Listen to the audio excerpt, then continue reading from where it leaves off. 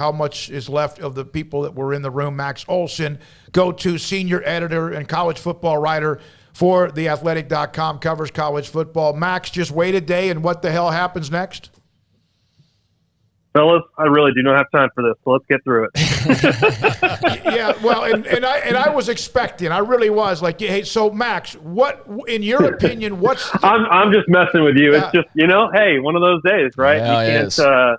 I'm one of those people that's not very good about taking vacation, and I really want to, like, next year, I need to just go out of the country for a month and just come back and, not even just worry about this stuff. Every time Mac Rhodes takes a vacation, all hell breaks loose in certain ways, whether it's a story involving Bill or whatever. Max, what's next? What is next other than UCLA and USC in your opinion? Yeah, man, where to begin? I think obviously you probably start with the Big Ten and just say, are they done? Or what's the sort of immediate end game for them? Is it, making them run at Notre Dame? Is it trying to add, Oregon and Washington or more Pac-12 members? Is it, do they see, schools in the Big 12 as potential targets? So you really don't know, what's the number the Big Ten's trying to get to here? And then certainly, what's the SEC response to this? Is the SEC now more interested in making moves themselves? But, there's sort of that larger picture of, obviously you see a lot of people speculating about, really where is this whole thing headed, really, between these two conferences that are going to be making just insane money here on their TV deals. But I do think this is an opportunity that the Big 12, needs to embrace, and it's not ideal timing, obviously, to go through a commissioner transition right now is really not great. But this is the chance for the Big 12 to play offense and to go add. To go take some of these Pac-12 schools. And I think if they did that, it sort of checks all the boxes for the Big 12 in terms of strengthening their position. And, but you certainly wonder, are they actually in a position right now to go do those things?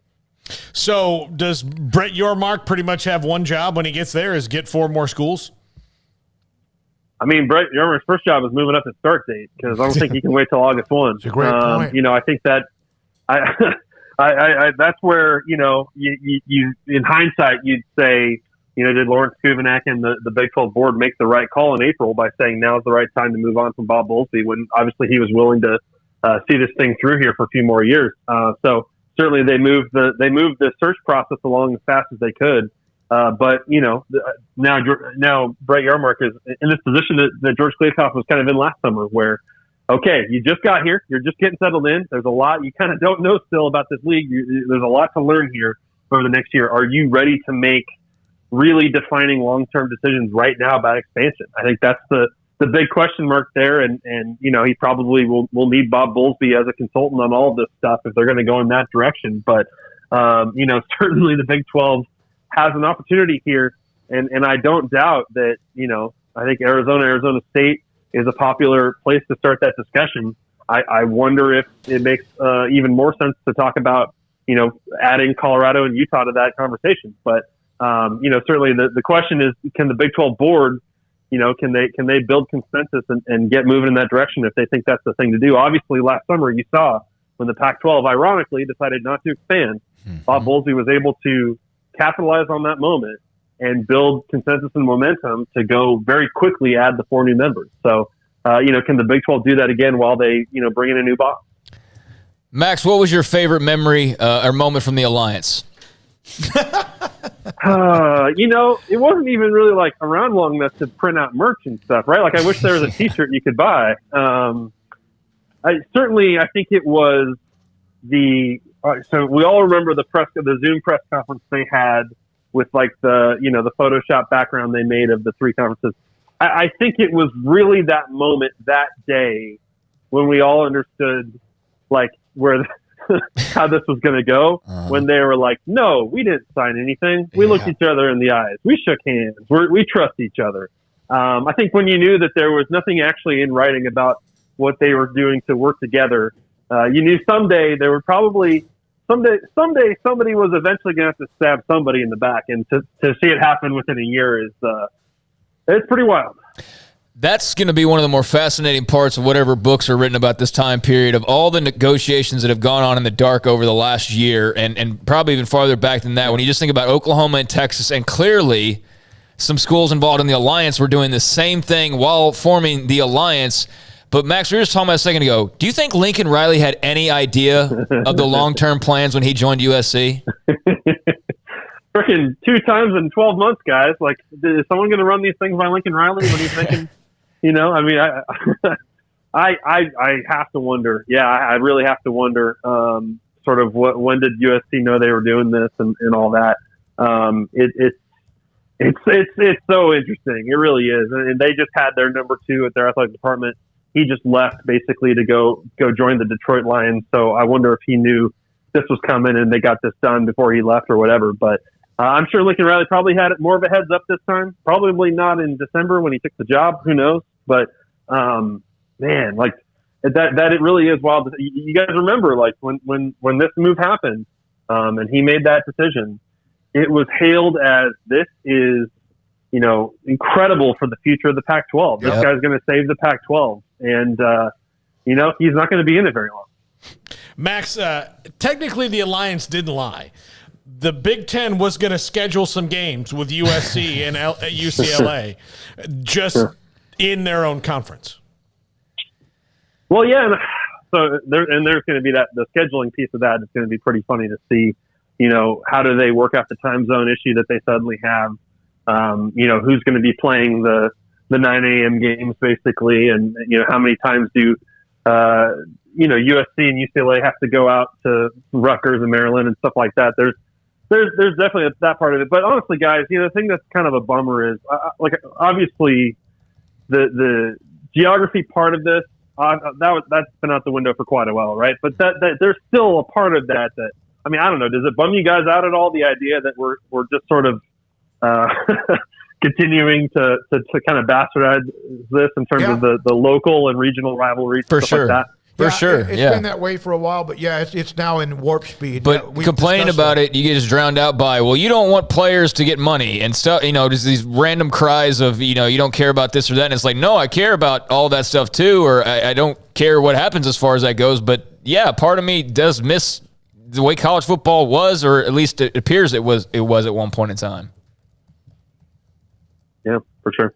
So do you think in any way this move, well, one, it's a reaction to Texas OU and the SEC, but do you think in any way that this move could ramp up the exit time for Texas and Oklahoma? I don't know that these are going to be connected in that way. I mean, I guess that's really a question of it's just how many more moves are still to come here. Certainly, if the SEC and Big Ten decided that they wanted to target Big 12 members and add a bunch of them and kind of destroy the conference, then then I suppose there's kind of that question of, well, what grant of rights if everyone's leaving, that kind of thing. But no, I don't think that's going to necessarily expedite it.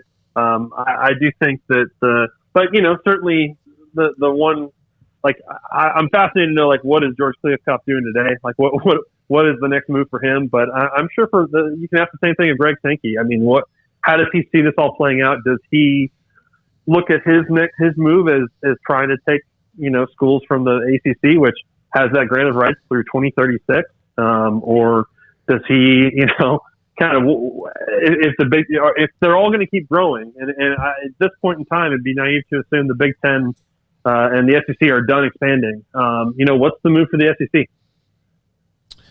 Yeah. Well, we brought up the scenario. The ACC does complicate that, doesn't it? That long grant of rights, that does complicate matters a little bit. Because, the obvious would be like, how Twitter is. Go grab FSU and Clemson. But that obviously would be a hefty price tag. Right. Oh, people definitely, give in to talking about this stuff like it's fantasy football at this point, and that's, in some ways, that's kind of what it feels like, too. I get that. And look, it's turned into that in some ways, yeah. I'll just say, if Florida State's going to suck, let's suck and make money. Yeah, there you go. That's a Nebraska More money, fan. Yeah. yes. Max, you go ahead, Craig. You follow up. I was going to get to Yormark. Go ahead. Well, no, that's what I was going to ask about as well, Max. Hey, by the way, did you guys see that KD requested a trade? Like, there's all sorts of stuff that's probably happened today. Yeah. That, like, I'm not even aware of because I just really have not been staring at Twitter all day. Speaking of that, we had someone who watches us say that in L.A. on radio, in sports talk radio in L.A., it's all about Durant and requesting a trade because of the NBA free agency thing that's about to start, and may not even have used USC and UCLA in a sentence, which is just nuts. But my goodness. Yeah, Max, Brett Yormark. I mean, that story was hot for, I guess, a few hours until this all popped off. But were you like everybody else that had to do some digging and figure out who exactly he was and why this was the choice? Because it did seem pretty out of nowhere, the hire of Brett Yormark. Yeah. On Sunday night when this leaked out by Sports Illustrated, certainly I was one of the people who was going to Google and looking up who this guy is, and I texted with a few ADs who were saying the same thing. Because even by Sunday night, like, they had not really been told by their presidents this is where it was going. And the interesting thing with that too is, over the course of the search, I heard a few names that were tied to the search. I didn't go out and report them, but I heard a few names of these people are in the mix and getting interviews and stuff.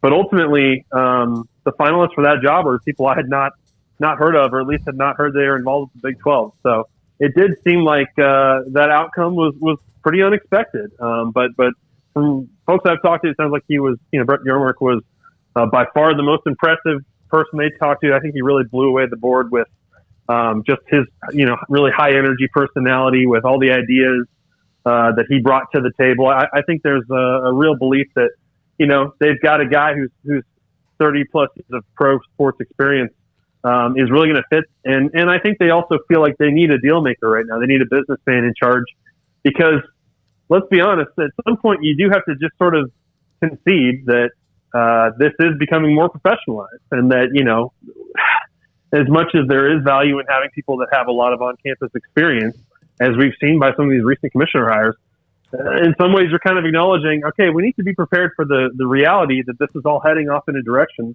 that is all very new, but also in a lot of ways more like pro sports. Max, if you could put the dream scenario, if you were the Big 12, let's say that there is the opportunity to add, would it be obvious that you would want, because Oregon and Washington are going to end up in the Big 10, you would think. Would it be Utah? If not, those are two of the top two, yeah. Yeah, no, that would be the obvious. But if in fact they were able to add the two schools out of Arizona, and then Utah and whoever, it won't be Cal and Stanford, but if they could add those four teams, how much does that help, if at all? Yeah, it's a good question. I mean, will you make $100 million a year like the Big Ten and the SEC? No, obviously not. But I think in terms of strengthening, I think really I think you think back to last summer, and when they added the four schools they did, you heard people saying, well, this might not be over. And the reason for that is not that necessarily that people were sort of on the fence about Memphis or SMU or other schools.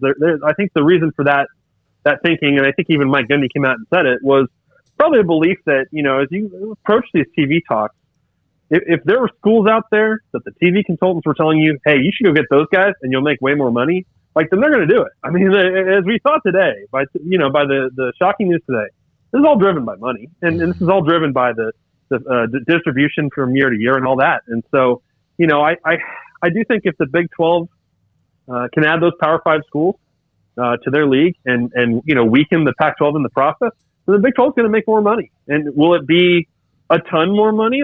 I have no idea. But certainly right now, you want to make as much as the Pac-12 and ACC. And if you can, make some moves where you're making more than them, then that's better than where you were. Thank you, buddy. Appreciate your help, and thanks for being a part of the show on a day like today. Did anything break while we were talking? Anything else? There was a Texas. That's the thing I'm always afraid of.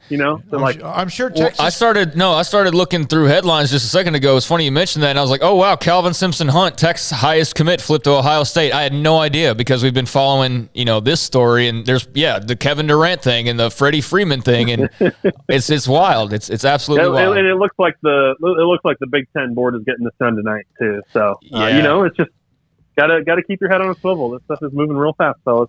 We know how much you mean to us by being on when you are. I want to tell you the job you did with Nicole and I think Fortuna and the article you wrote about Brett Yormark, it really kind of helped put some things in perspective for me and give me a little bit more background and for others as well. So great job. It's worth the subscription to theathletic.com. Max, thank you. Hey, I'm glad you guys saw that in the 12 hours that it mattered. I appreciate that. God, I don't think it was 12. Max Olson, theathletic.com.